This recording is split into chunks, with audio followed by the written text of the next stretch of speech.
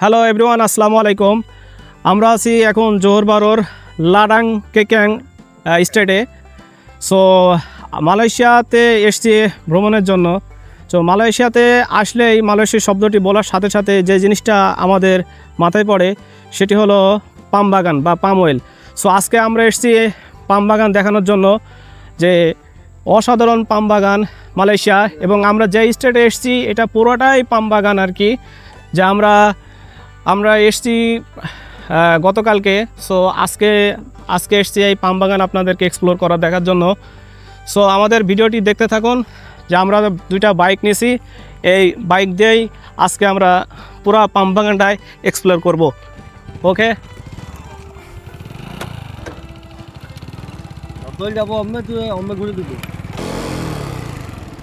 ওকে।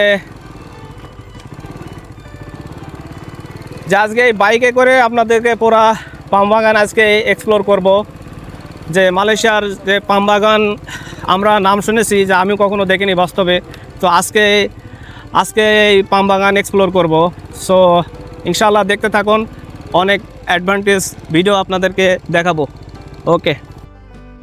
Malaysia বলতেই আমাদের চোখের সামনে ভেসে ওঠে সবুজ বাগান, উঁচু উঁচু বন আর আধুনিক শহর। কিন্তু আরেকটা জিনিস আছে যেটা মালয়েশিয়াকে বিশ্বে বিশেষভাবে পরিচিত করেছে, তা হলো পাম অয়েল বাগান। পাম গাছ দেখতে অনেকটা নারকেল গাছের মতো। গাছের গোড়ার দিকে ঝুলে থাকে বড় বড় ঘন লালচে ফল।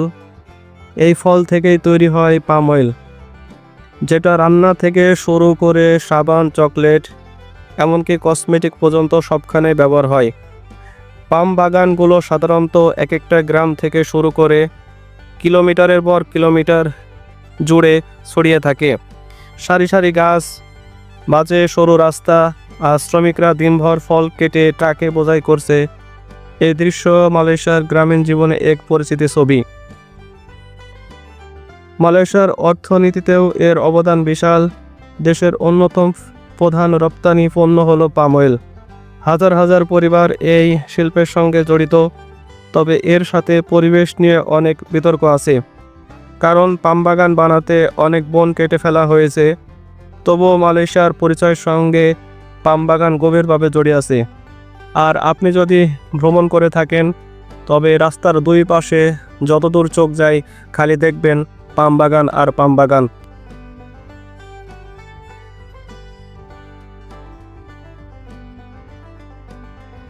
যে আমরা এসছি একেবারে একটা মালয়েশিয়া প্রত্যন্ত গ্রাম আর কি দেখতে, যে এইখানে প্রায় সবটাই হলো পাম বাগান আর কি। মাইলের পর মাইল, হেক্টরের পর হেক্টর এই পাম বাগান। যা আসলে পাম বাগান দেখার খুবই ইচ্ছে ছিল, যা দেখার কখনো হয়নি। তো যেহেতু আজকে সুযোগ পেয়েছে এই পাম বাগান দেখার জন্য আর কি, যে এদিকে যেখানেই যাবেন, যেদিকে যাবেন চারিদিকে খালি পাম বাগান আর কি। আজকে আমরা দেখব যে এই পাম বাগানে আসলে কিভাবে আমাগো বাংলাদেশিরা অনেক শ্রমিক ভাইরা এই পাম বাগানে কাজ করে। আর আমরা যে কোয়ার্টারে আছি, সো সেই কোয়ার্টারটাই পুরোত হলো এই পাম বাগান কোম্পানির যে মালিক তাদেরই আর কি, কেএলকে আর কি। কেএলকে এটা অনেক বড় একটা কোম্পানি আর কি। এই কোম্পানিতে প্রায় 5 থেকে 700 ওয়ার্কার, আপনার ইনক্লুডিং বাংলাদেশ, মালয়েশিয়া, ইন্দোনেশিয়া সবাই মিলে এখানে কাজ করে আর কি। 5 থেকে 700 ওয়ার্কার এই পাম বাগানে কাজ করে।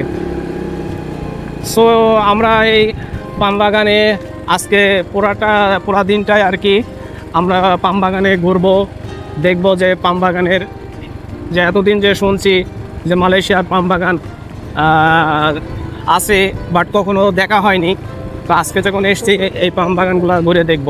ছোট ছোট যে রাস্তাগুলো যাচ্ছে, সো এই রাস্তা দিয়েই আপনি এক বাগান থেকে আরেক বাগান, এক লোকেশন থেকে আরেক লোকেশনে যাওয়া যাবে আর কি এই পাম বাগান দিয়ে। খুবই সুন্দর এবং অসাধারণ একটি জায়গা। আর মালয়েশিয়ার ওয়েদার সম্বন্ধে হলো, আমরা এখনও পর্যন্ত সেরকম কোনো যে গরম, প্রচণ্ড গরম সেরকম এখনও পর্যন্ত ফিল করে নাই। আজকে সারাদিন, আজকে শুক্রবার, আজকে সারাদিনটা এখানে আছি, আপনার এই পাম বাগানগুলো দেখব। এরপরে আমরা বিকেল 5টার দিকে আর কি কুয়ালালামপুরে যাব। সো কুয়ালালামপুরেরও ভিডিও আসতেছে। আমরা আপাতত এইখানে আছি, লাদাং কেয়ানে আছি, এই শুধুমাত্র পাম বাগানগুলো দেখার জন্য। আমাদের কোনো লাইসেন্স নাই, লাইসেন্স বিহীন আমরা গাড়ি চালাচ্ছি। আর এই যেহেতু এই জায়গাটি আপনার ঘেরা, আমরা বাইরে যেতে পারবো না, বাইরে সিকিউরিটি গার্ড আছে, বাইরে গেলেই মনে করেন যে লাইসেন্স লাগবো। আর আমরা এসেছি সিঙ্গাপুর থেকে আর কি, এই জন্য তো আমরা গাড়ি চালাতেই পারবো না, আমাদের সমস্যা আরও বেশি। স্থানীয় যারা আছে এখানে, লোকাল যারা, তাদের জন্য সমস্যা না, কারণ তারা রাস্তাঘাট এগুলা চেনে, বা কোথাও সমস্যা হলে তারা এগুলা আপনার সেটেল করতে পারবে। আর আমরা এগুলো আসলে সেটেল করতে পারবো না। কিন্তু যেহেতু আমরা ভিতরে আছি, এই জায়গাটি আপনার যেহেতু ভিতরে আছি, সো এই জন্য সমস্যা না। এই পাম বাগানটুকু আমরা ঘুরতে পারবো, বাট বাগানের বাইরে যেতে পারবো না। সিটির ভিতরে আমরা এই বাইক নিয়ে যেতে পারবো না।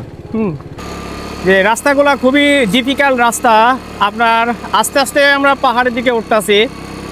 এই রাস্তায় যেহেতু আমরা নতুন ড্রাইভার, এটা খুবই সমস্যা। আর যে বাইক আমরা চালাইতেছি, এই বাইকে আপনার ব্রেকও নাই, ক্লাসও নাই, অটো খালি পিক আপ দিলেই যাইতেছে। তা খুবই ডিফিকাল্ট আর কি। যদি আমরা ব্রেক ফেল করি তাহলে তো পড়ে যেতে পারি, হয়তো ইনজুরি হতে পারে। এই আস্তে আস্তে এই যে পাহাড়ের উপরে এসছে। সো এটা একটা হলো আপনার বলতে হলে ভিউ পয়েন্ট, যে এখান থেকে পোড়া হলো পাহাড়ের, এই যে চারিদিকে যে পাহাড় আছে, এবং এটা পাহাড়ের উপর থেকে আপনি সমস্ত এই পাম বাগানগুলো দেখা যাবে। পাম বাগান কোথাও আপনার ছোট বাগান, আবার কোথাও বড় বাগান। যে বাগানগুলা আপনার হলো অনেক বয়স হয়ে গেছে বা অনেক বেশি দিনকার, সেই পাম গাছগুলা কেটে ফেলে আবার নতুন করে সেখানে ছোট গাছ লাগাইতেছে। কারণ একটা গাছেরও সময় আছে বা মেয়াদ আছে। যে আপনার একটি পাম গাছ, যেটা জানছি, একটি পাম গাছ আপনার যে 25 বছর আর কি, আনটিল 25 বছর হলো আপনার একটা গাছ ফল দেয়। 25 বছর হয়ে গেলে সেটা আসলে ফল দেওয়ার আর সক্ষমতা থাকে না। সেই গাছটা কেটে ফেলে আবার নতুন করে চারা গাছ রোপণ করা হয়। এসেছিলাম এখানে এসেছিলাম আপনার পাম বাগানের সৌন্দর্য দেখার জন্য এবং ছবি তোলার জন্য। কারণ এই জায়গাটি আসলে পাম বাগানের সৌন্দর্য দেখার জন্য এবং প্রাকৃতিক সৌন্দর্য দেখার জন্যই এই জায়গাটি আপনার তৈরি করছে। খুবই অসাধারণ একটি জায়গা। এখানে যে টাইমটুকু আমরা স্পেন্ড করলাম, যে আসলে অনেক সুন্দর। আমরা এর আগে ফরেস্ট সিটিতে গেছিলাম, সেখানেও সৌন্দর্য জায়গা আছে, বাট আমরা প্রকৃতির কাছাকাছি আসলে অসাধারণই লাগে। হ্যাঁ, আপনার যতই বড় বড় অট্টালিকা, দালান কোঠার ছবি বা ফুটেজ আমরা যেগুলো কালেক্ট করি, সেগুলোর চেয়েও সৌন্দর্য আসলে এই লোকাল এলাকায় আসলে। আপনি যদি লোকাল এরিয়ায় আসেন, তো এই সৌন্দর্য আসলে অসাধারণ। যে রাস্তাগুলা আপনার খুবই সরু রাস্তা। আপনার আমরা আছি উপর থেকে এখন আস্তে আস্তে এই যে পাহাড় থেকে নিচে নামতাছি। আর আমাদের যে গাড়ি, বাইক, এর কোনো ব্রেকও নাই, ক্লাসও নাই, অনলি পিক আপ। এটা যদি একবার ফেল করি তাহলে আসলে আমাদের অবস্থা খুবই খারাপ। গাড়িগুলো সাধারণত পাম বাগানে যে সমস্ত শ্রমিকরা কাজ করে এরাই ইউজ করে, যেহেতু পায়ে হেঁটে যাওয়া যায় না এক জায়গা থেকে আরেক জায়গায়। আজকে আপনার পবিত্র জুম্মাবার, শুক্রবার, এই কলোনিতে একটি মসজিদ আছে নামাজ পড়ার জন্য। সো টাইম চলে আসছে আর কি, নামাজ পড়বো। এই জন্য পাম বাগানে কিছু সময় ঘুরলাম, এখন ফেরার পালা। এখন বাসায় গিয়ে আপনার শাওয়ার নিয়ে মসজিদে যাব, নামাজ পড়বো, জুম্মার নামাজ। এবং নামাজ শেষেই আমাদের নেক্সট গন্তব্য হচ্ছে আপনার কুয়ালালামপুর। আর সেই কুয়ালালামপুরের যে টাওয়ার আর কি, অবশ্যই সেই কুয়ালালামপুরের টাওয়ার অবশ্যই আমরা দেখব, কুয়ালালামপুরের টাওয়ারও আমরা আমাদের ভিডিওতে এক্সপ্লোর করব। আজকের যে মুভমেন্টটা আর মালয়েশিয়ার যে টাইমটা পাস করলাম, যে আসলে বলার মতো নয়। হ্যাঁ, ভ্রমণ আসলে মানুষের জ্ঞান বাড়ে এবং ভ্রমণ আপনি একটা বক্তব্য দিন যে এমন একটা জায়গা দিয়ে আপনি দেখি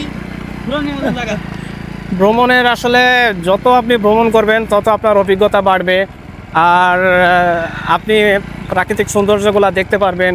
প্রত্যেকটা দেশের সংস্কৃতি, কালচার এবং ভাষা সব কিছুই ডিফারেন্ট। আমরা এসছি, কিন্তু মালয়েশিয়ায় আপনার অনেক বাঙালি থাকার কারণে আমাদের সমস্যা হচ্ছে না। মালয়েশিয়ার যারা লোকাল স্থানীয় অনেকেই ইংরেজি জানে না। আমরা যেহেতু সিঙ্গাপুর থেকে মালয়েশিয়া ট্রাভেল করতেছি, তো আমরা তো মালয় ভাষা জানি না, অ্যাকচুয়ালি জানি না, কিছুই জানি না, নাথিং। তো এই জন্য আমরা তো মালয় ভাষায় কথা বলতে পারতেছি না। কিন্তু যেহেতু আমাদের সাথে অনেক বাঙালি ভাই আছে আর আমাদের ফ্রেন্ড সার্কেল আছে প্রতিটা স্টেটে এবং প্রতিটা জায়গায়, আসলে এই মালয়েশিয়ায় আমাদের বাংলাদেশি ভাইরা আছে। তো সেক্ষেত্রে সমস্যা নাই। এবং আমাদের যদি বলেন আমাদের ফ্রেন্ড সার্কেল বা গ্রামের লোকজনও হলো এই মালয়েশিয়ায় আছে, এজন্য আমাদের জন্য সমস্যা না। আর আমরা যেখানেই যাচ্ছি না কেন, যেখানেই ট্যুর করব না কেন, সেখানেই আমাদের ফ্রেন্ড সার্কেল আছে, জন্য আমাদের কাছে জন্য সমস্যা না। মালয়েশিয়া বিশাল একটি বড় রাষ্ট্র, যা আসলে শর্ট টাইমে দেখে শেষ করার মতো না। অসাধারণ। এই বাইক চালাইলে বুঝবেন যে আসলে বাইক চালানোটা খুবই রিস্ক। এর আপনার ক্লাচ নাই, ব্রেক নাই, কোনো কিছু নাই, জাস্ট খালি পিক আপ। এটা দিয়ে আপনাকে কন্ট্রোল করতে হবে। যে পাহাড়ে যখন উঠলাম ওটা খুবই ডিফিকাল্ট ছিল। যদি একটুখানি আপনার ক্লাচ ফেল হয় বা গাড়ি বন্ধ হয়ে যায়, তাহলে মনে করেন যে আসলে সমস্যা। তাছাড়া এখন যে রোডটায় আছি এটা তো সমতল, এটা সমস্যা না। আপনি জাস্ট শুধু যে পিক আপ এটাই কন্ট্রোল করবেন, আপনার কম আর বেশি, হ্যাঁ স্লো, আপনি স্লো দিতে পারেন, তারপরে জোরে দিতে পারেন, সমস্যা না। যদি ক্লাস থাকতো গিয়ার চেঞ্জ করার আরও সুবিধা হতো এবং বোঝা যেত যে আসলে কোন গিয়ারে কত গিয়ারে যাচ্ছে। সমস্যা নাই আর কি।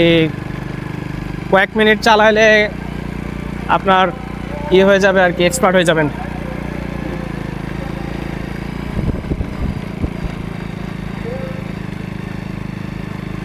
এটা মসজিদ, এটা হলো আন-নূর জামে মসজিদ।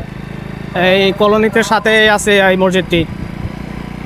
এখন আমরা প্রায় আমাদের বাসার কাছাকাছি চলে এসেছি। হ্যাঁ,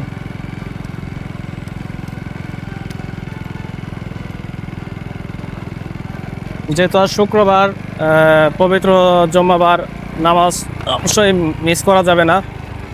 নামাজ অবশ্যই জুম্মার নামাজ পড়তে হবে। এই যে এটাই হলো আপনার যে এই পাম বাগানের যে সমস্ত শ্রমিকগুলো আছে তাদের থাকার কোয়ার্টার। এখানে অনেকগুলা আপনার এরকম ছোট ছোট কোয়ার্টার আছে থাকার জন্য আর কি। এই কোম্পানিরই আর কি, এটা KLK মালয়েশিয়ান কোম্পানি। এটা অনেক নাম করা কোম্পানি। অনেক কোম্পানি আছে যে তাদের বাগান আছে, জাস্ট ওরা ফলগুলা সেল করে দেয়। কিন্তু এই কোম্পানি ওরা পাম বাগানের ফলগুলাও কালেক্ট করে এবং ওরা এখানেই আপনার ম্যানুফ্যাকচার করে, যে আপনার অয়েল তৈরি করে আর কি।